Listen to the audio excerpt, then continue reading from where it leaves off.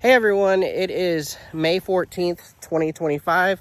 For this week's residential housing market report, we're going to take a look at the Oklahoma City metro area and see how the market is performing or has performed over the last 7 days. So as far as new listings are concerned, we had 789 new listings over the last 7 days. That's a pretty strong number as far as new listings are concerned. We had 144 homes go back on market. So those were homes that either were temporarily off market or they were removed off market and then put back on recently, less than 31 days after being removed. So that number was 144. We had 768 homes take price decreases. That's a pretty significant number given, that is only 21 more homes that came on the market than actually took price decreases during that same time frame. We had 668 homes go pending, so still more homes coming on the market than even what is showing pending. We had 435 sold and we had 142 expire. So, we are starting to get closer and more entrenched in our spring selling market, and that will continue to be the case. As school lets out, we anticipate that more homes will continue to come on the market, and that is going to continue more than likely to push up inventory.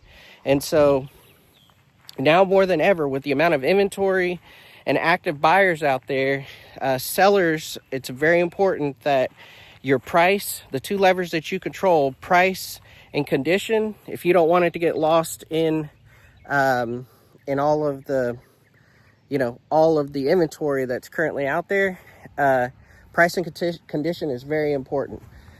There's also the aspect of possibly offering seller incentives, to buy down rates or, pay closing costs. So we're starting to see more of that show itself in the market. And as far as buyers are concerned, obviously you have more options.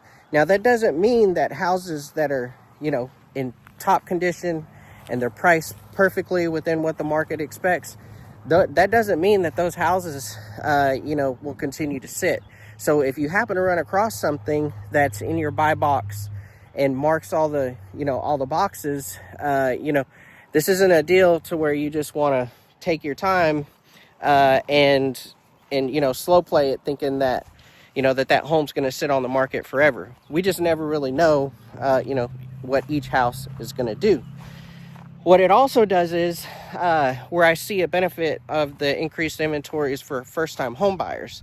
So as inventory sits on the market and it becomes more psychologically impacted, sellers, in a lot of cases, not always, but in a lot of cases, they may be willing to take less or, do some sort of concession to move a home that they've had listed for a while.